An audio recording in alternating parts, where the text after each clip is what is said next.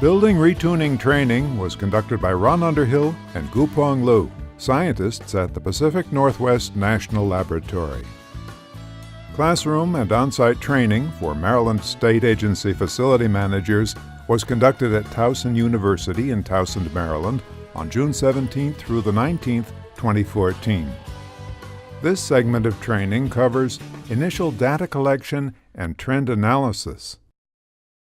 Most of you already know this if you're involved in buildings, or someone on your staff already knows this. The geometry, square footage, number of floors, building shape, type of systems. Do you have VAV? Do you have constant volume? Do you have perimeter heat? Do you have dedicated outdoor air or energy recovery ventilation systems? Do you have humidifiers, steam boilers, hot water boilers, chillers, et cetera, et cetera? What type of building automation system do you have? How many zones? So the idea is you want to have a fairly good understanding of how your building is designed, how it's configured, because some of the things that you may or may not identify could relate to that building's design, how it's configured. This then drives into the next section with a building automation system. Building automation system is a powerful tool. Not only does it allow you to set schedules, set points, it allows you to trend data. What am I going to use the trend data for? Well, this is one opportunity right here. Alarming is another one. I was recently, almost 4 years ago in the hospital. They had me hooked up to machines. They were taking my heart rate. They were sampling my blood. All this was being done in real time. So it didn't matter what shift, if the doctor came in or the nurse, they could go to a chart. It was all electronic, and they could see my past history, my meds, the rate at which I was being medicated, so on and so forth. A lot of times, this is a similar type tool for your building. It allows you to go back in the past with trend data and see how's your building performing. How's the heartbeat?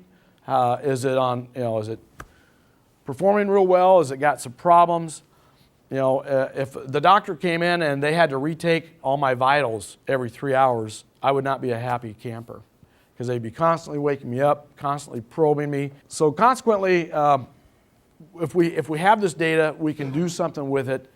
Those of us who are involved in building operations, typically what we see is Monday through Friday operation, weekends. How many of you have 24/7 operators here? Okay. How many of you do not? Some of you do not. So again, trended data is a way to look at what's going on weekends, holidays, at night. Otherwise, someone's got to come back and walk the building down. It's a snapshot in time, whereas with trended data, it's a much more complete way. And even for those of you who have building operators that are here 24/7, I can guarantee you they're not looking at every data sample, every data point. They're primarily, I'm guessing at night, there to catch the big stuff, respond to alarms. So again, trended data is important for the reasons that you see here. Detect operational problems. It'd be nice, and how many of you are doing this already, using your BAS to identify operational problems before you get the phone call? Okay, if you're doing that, then you're spot on. Identify problems that require the historical data. And again, it could be schedules, lack of setbacks, how does your unoccupied mode work, how are your economizers working, etc. So this is just a recommended 2 weeks. Again, we recommend 2 to 3 weeks if you're going to look at trended data. 2 to 3 weeks. Why? Because we want to get at least 2 weekends. If you can do it over a holiday, that's even better. Why? Because how many of you guys have buildings where you have holidays, but you still have your building systems running? Okay. So is anybody in the building during the holiday? Yes. A significant number of people? Decent amount. Okay. So, I mean, you got to operate the buildings for the needs of the occupants. If there are people in the building on a holiday, then you got to run it.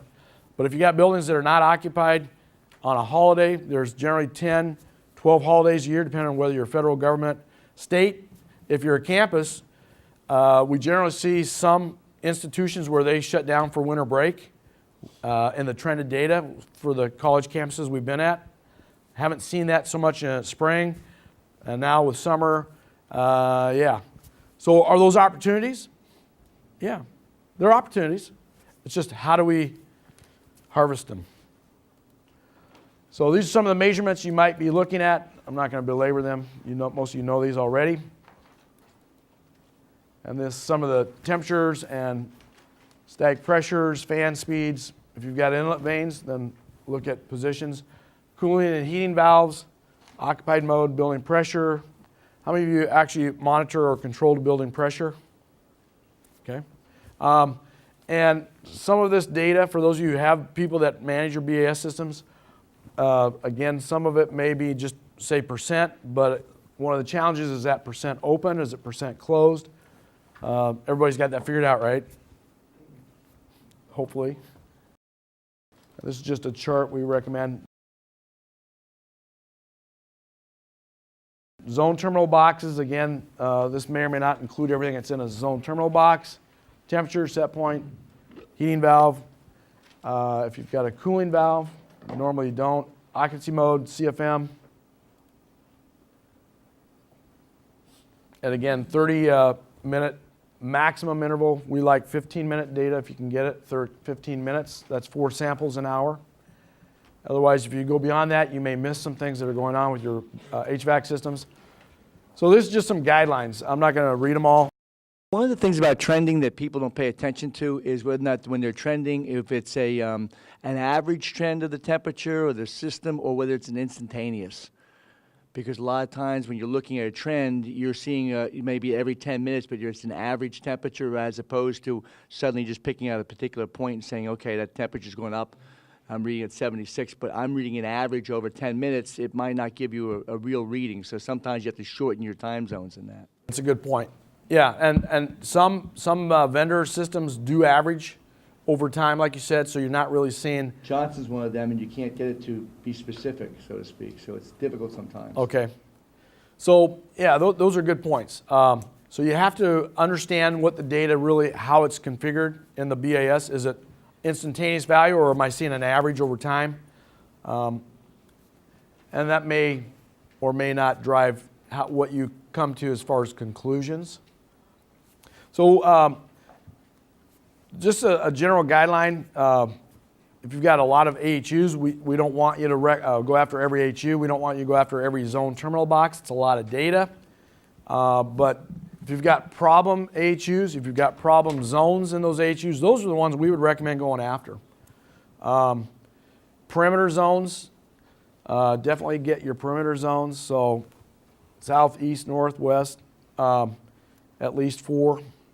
Corner zones, and multi-story, every other floor perhaps. Chill water plant, I'm not going to read through the list there, but a lot of data points.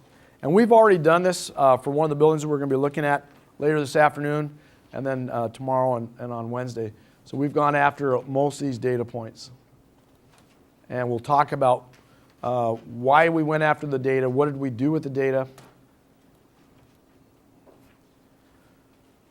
So again, as this gentleman mentioned back here, every BAS vendor has their own methodology for setting up trends. It's not a class to teach you how to set up trends. Hopefully you already are doing that. If you don't, you may have to talk to your vendor.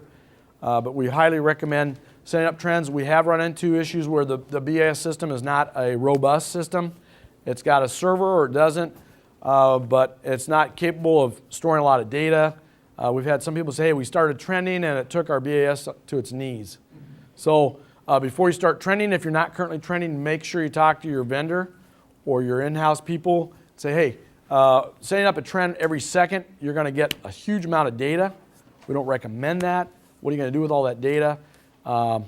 And when you're done trending, you go back and turn it off. Someone's got to manage it. So that's all I'm going to say about trending. Powerful tool, but it needs to be managed. And this just talks about what we use it for is a program called ECAM, which stands for Energy Charting and Metrics Tool. It was developed by California Energy Commission and some other people. We had a little bit of hand in that as well. We use it a lot. It's a free Excel add-on, and I think we'll have a link to that in one of the slides here. But it allows you to take the data, if it's in a comma-separated variable format, CSV format, or you can convert it to that type of format. It'll take the data, generate a lot of graphs. Pictures are worth 1,000 words, and it's easy to see things as far as Time history is what's going on with my building, what's going on with my individual systems. And so yeah, they're talked about CSV. You can either get a single point or multiple point format. ECAM works really well with multiple point files. And again, that link right there on the last bullet will provide a lot of information, some guides. We have some online tutorials. For those of you who want to use ECAM, we highly recommend it, unless you've got some other process that you're currently using with trended data.